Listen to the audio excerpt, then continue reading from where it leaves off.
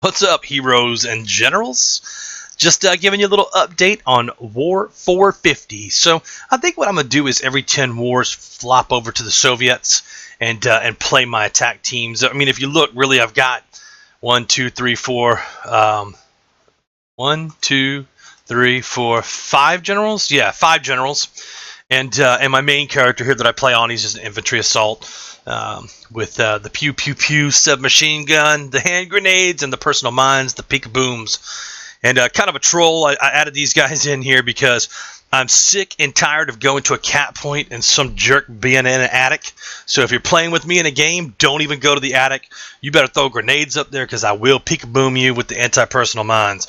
I'm tired of it. I've been shot one too many times by a guy on a roof or in an attic. So you've been warned if you're not Soviets this round.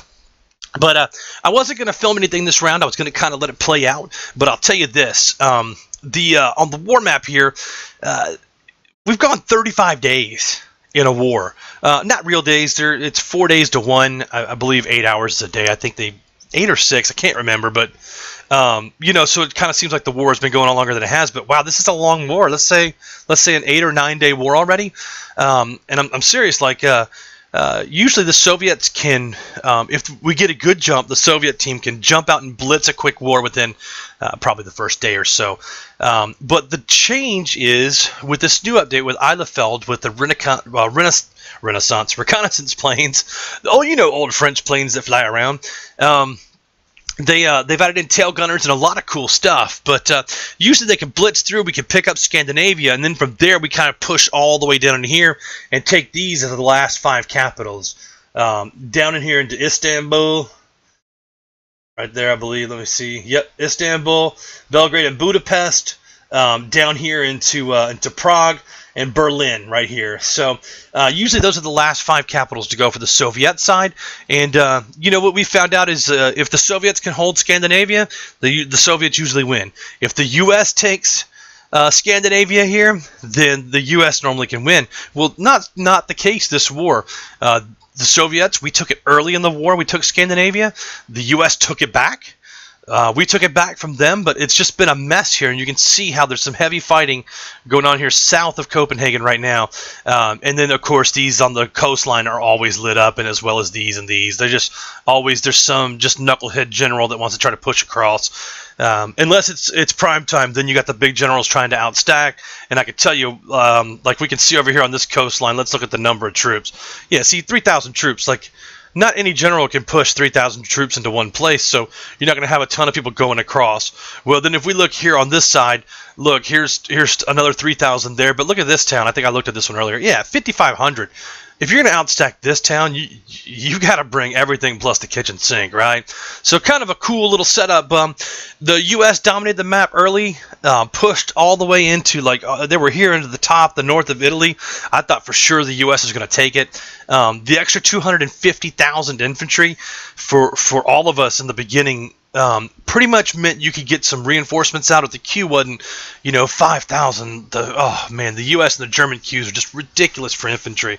But if you look at this point in the war, I think the only thing we need is recon at this point. We got 450,000 infantry.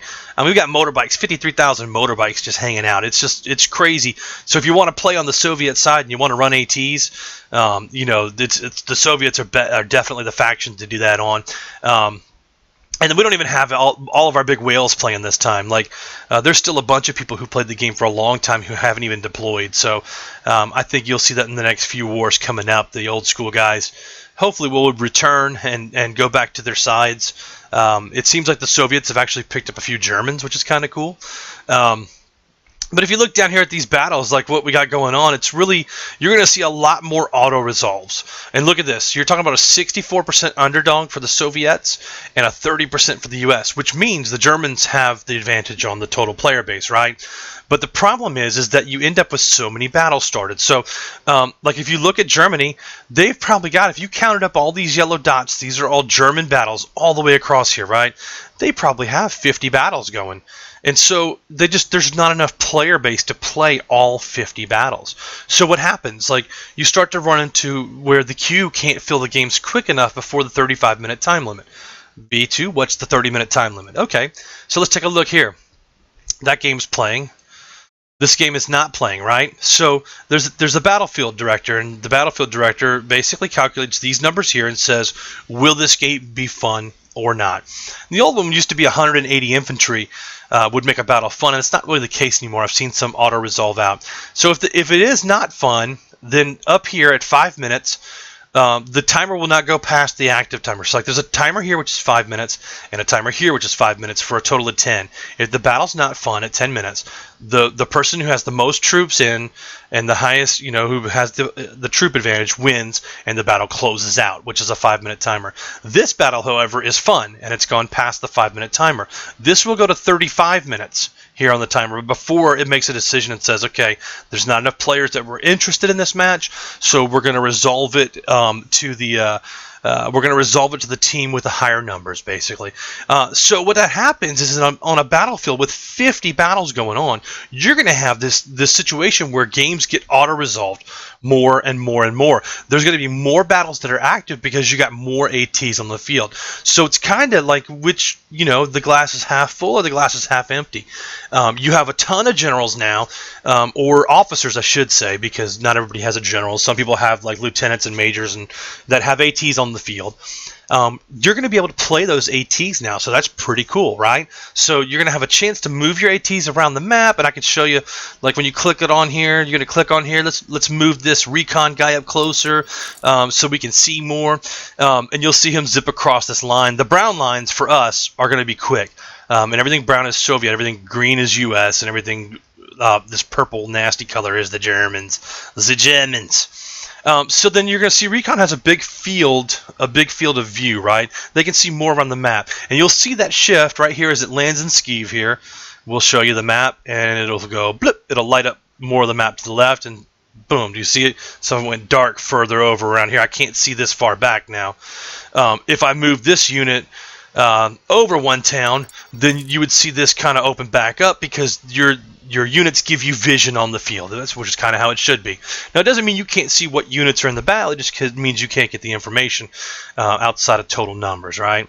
I hope that makes sense. Like, you won't be able to pop on and see these different lines. Okay, so that battle ended. Let's go ahead and reinforce on that coastline, and I'll show you. You can actually see the morale for each unit. This is at 76 of 115.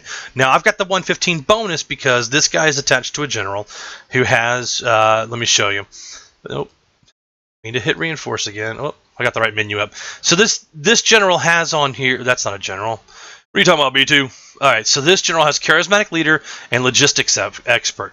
So that means if we flip out to our heroes and we look at our badges, let's go up to the top guy here, and we'll look at his unlocks, right? So, and this is important because this is, and I'm going to explain why.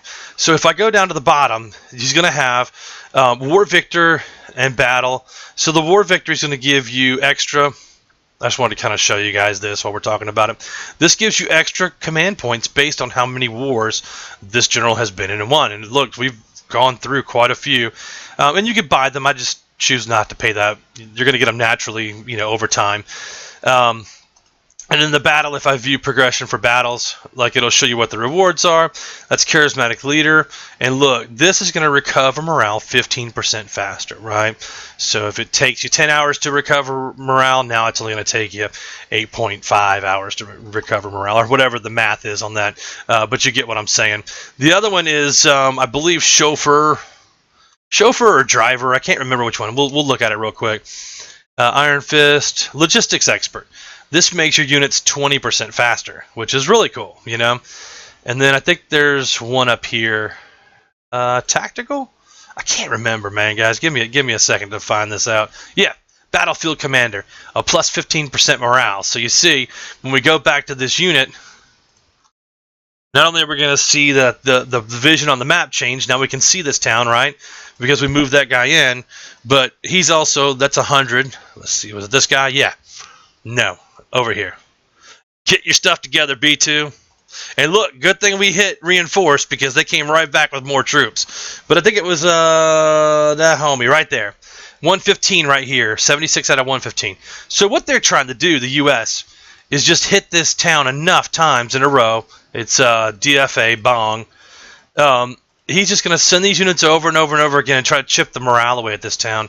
And then over time, it will lose morale. So the only thing that I can do to battle that is to go back and put fresh troops in. So what I'll do is I'll take these guys who are full morale here, and this will enable the guys to bounce their teams back and forth. So we'll just go ahead and throw in some fresh guys there, and that'll hold them off for a couple more battles, right? And you got guys moving down here. Doramas is moving down. Looks like he's coming down out of the top defenses here, and going to deal with these guys down here at the bottom. So if we look down here at the map, Vejlabi is overstacked in our favor. It's got 5 minutes. That'll auto to us, so that town will no longer be lit.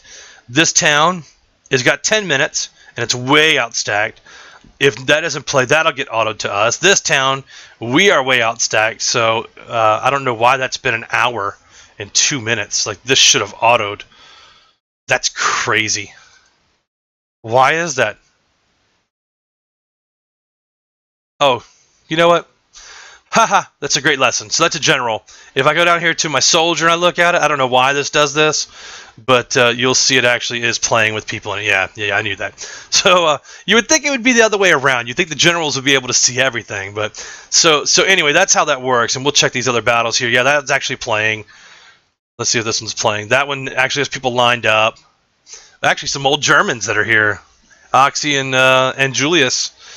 They are Germans that came over. So anyway, that's kind of the war map, the overall war map. The U.S. pushed up front. I really thought they were like 2 towns away. We pushed them back. Then the Germans pushed out. The Germans were all the way up here. They had a line that went like this, all the way up into here. Like, they had taken these 2 towns as well. And the line was so big that they just couldn't sustain it. And then, so we thought we were going to get pushed out through Moscow up into Leningrad. So we kind of took our troops and pulled Scandinavia from the U.S. back to us.